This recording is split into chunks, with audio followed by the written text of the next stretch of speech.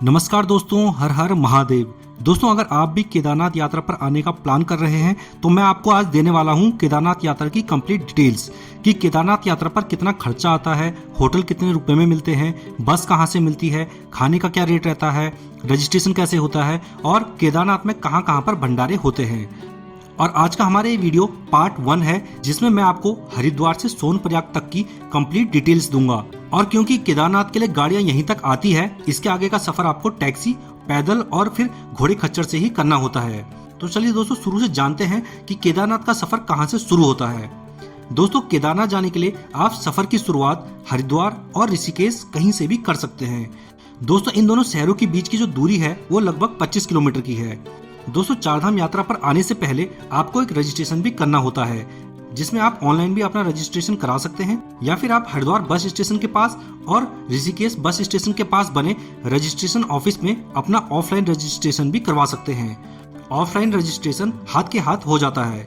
तो सबसे पहले तो आपको रजिस्ट्रेशन करवाना है, जो कि फ्री ऑफ कॉस्ट होता है। आप ऑनलाइन करवाइए या फिर हरिद्वार ऋषिकेश आकर यहीं पर ऑफलाइन करवा लीजिए। अब दोस्तों, बात की जाए कि बस यहाँ पे कहाँ से चलती है, कितने बजे चलती है।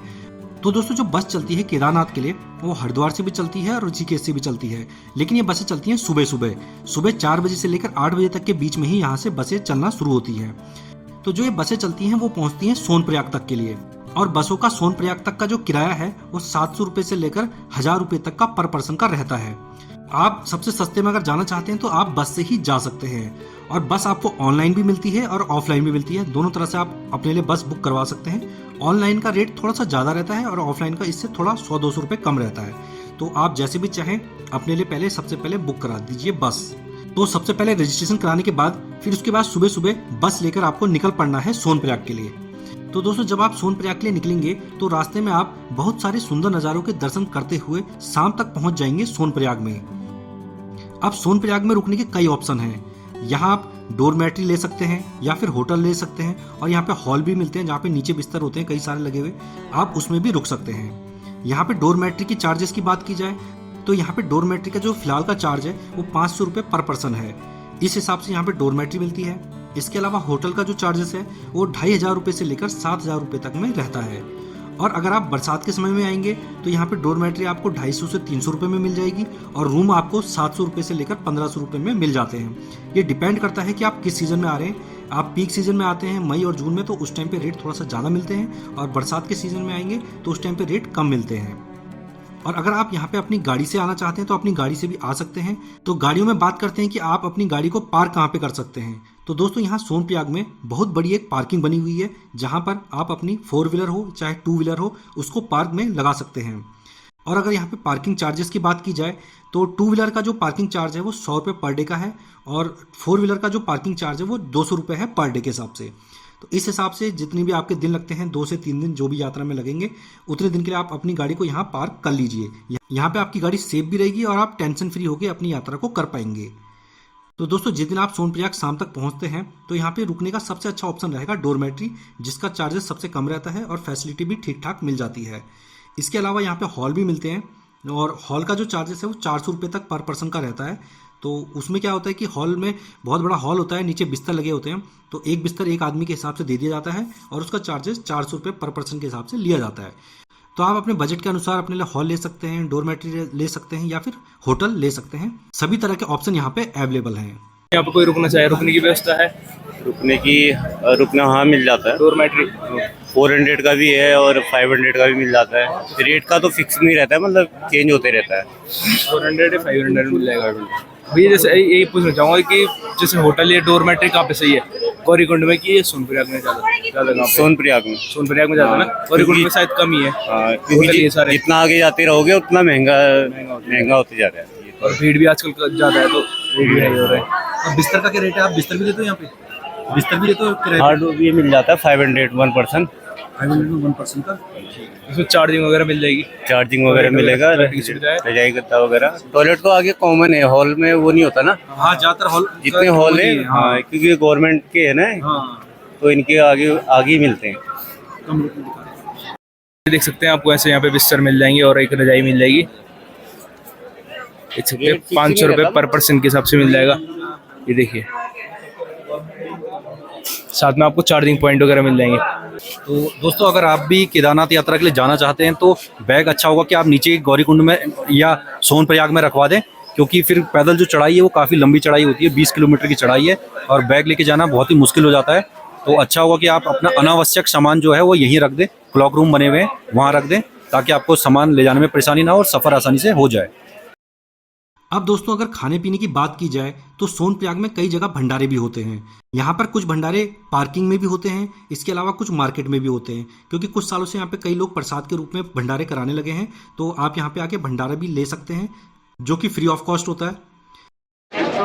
तो दोस्तों भी यहाँ पे चल रहा है भंडारा, आप देख सकते हैं। तो भैया ये भंडारा कब से चल रहा है यहाँ पे? मैं बता रहा हूँ, आप बता दीजिए। भाई साहब हम लोग शिव कृपा सेवा मंडल दिल्ली जोरी गार्डन की ओर से 7 मई 2024 हमारा भंडारा चालू हो गया था, जो कि 15 जून तक चलेगा हमारा। अच्छा। और हमारा भंडारा ये 24 घंटे है और हमारी एक ही प्रयास रहता है सभी मेंबर्स का कि किसी यात्री को कोई दिक्कत नहीं आनी चाहिए। हाँ जी, हाँ जी। जो भी यात्री बाबा के दर्शन के लिए आए, बाबा केदारनाथ के, किसी प्रकार की कोई दिक्कत ना आए।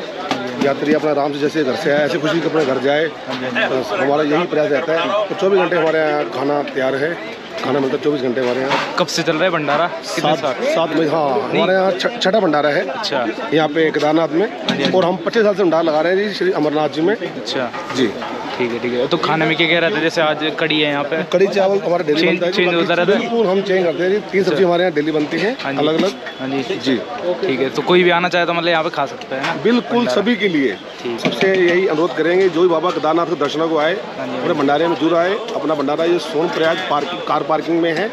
आप सभी यहाँ पे आए बाबा दर्शन के लिए, जरूर यहाँ पे अपने चरण डालें और बाबा का भोग प्रसाद जरूर ग्रहण करें। बहुत धन्यवाद। हर हर महादेव। इसके अलावा यहाँ पे अगर रेस्टोरेंट में खाने की बात की जाए तो यहाँ रेस्टोरेंट में जो थाली पड़ती है वो मिनिमम से मिनिमम 150 रुपये थाली पर पर्सन के हिसाब से पड़ती है। इसके अलावा अगर आपको कुछ स्पेशल मंगवाना है तो वो भी आप वहाँ पे मंगवा सकते हैं, जिसका चार्जेस अलग अलग रहता है। तो सबसे पहले दिन सोनप्रयाग में पहुंचकर आप आराम कर लीजिए और ले लीजिए अपने लिए कहीं डोरमेट्री या फिर होटल, और अगले दिन सुबह सुबह निकल पड़िए गौरीकुंड के लिए।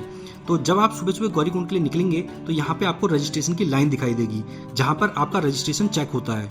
यहाँ पर आपका रजिस्ट्रेशन चेक भी होता है। इसके अलावा अगर किसी ने रजिस्ट्रेशन नहीं करवाया है तो वो यहाँ पर रजिस्ट्रेशन भी करवा सकता है। तो दोनों काम यहाँ पर आपके होते हैं, तो आपको इस लाइन से तो जाना ही होगा। इसके अलावा अगर आपके पास सामान ज़्यादा है जिसकी आपको ज़रूरत नहीं है यात्रा के दौरान, तो आप उस सामान को यहीं सोनप्रयाग में रखवा सकते हैं। यहाँ पे कई सारे क्लॉक रूम बने हुए हैं जहाँ पे आप अपना सामान को रखवा सकते हैं, जिसमें अगर आप 48 घंटे के लिए अपना सामान रखवाते हैं तो आपका चार्जेस 100 रुपये पड़ेगा। इसके अलावा जैसे बड़ा बैग होगा तो उसका 150 रुपये पड़ेगा। इस हिसाब से यहाँ पे चार्जेस होते हैं। क्योंकि दोस्तों जो केदारनाथ की पैदल चढ़ाई है वो 22 किलोमीटर की बहुत ही खड़ी चढ़ाई है, बहुत ही थका देने वाली चढ़ाई है। इसमें आप अपने साथ जितना कम सामान ले जाएं उतना अच्छा होगा। केवल वही सामान अपने साथ ले जाएं जिसकी आपको आवश्यकता है। जिसकी आपको आवश्यकता ना हो उसको यहीं रखवा दीजिए, नहीं तो आपको चलने में काफ़ी ज़्यादा दिक्कतें आएंगी। तो ये सब करने के बाद आप निकल पड़िए गौरीकुंड के लिए, जो कि सोनप्रयाग से 5 किलोमीटर दूर है। यहाँ के लिए केवल लोकल टैक्सी ही चलती है, जिसका किराया 50 रुपये रहता है, और ये टैक्सी वाले आपको पहुँचा देंगे गौरीकुंड में। इसकी आगे की यात्रा मैं आपको बताऊंगा अपने अगले वीडियो में, जिसका लिंक आपको नीचे डिस्क्रिप्शन बॉक्स में भी मिल जाएगा, जिसमें मैं आपको गौरीकुंड से केदारनाथ की पूरी यात्रा के बारे में बताऊंगा। साथ में घोड़े खच्चर का क्या रेट रहता है, खाने का क्या रेट रहता है, रुकने की क्या व्यवस्था रहती है, मेडिकल की क्या व्यवस्था रहती है, इन सब के बारे में भी पूरी जानकारी दूंगा।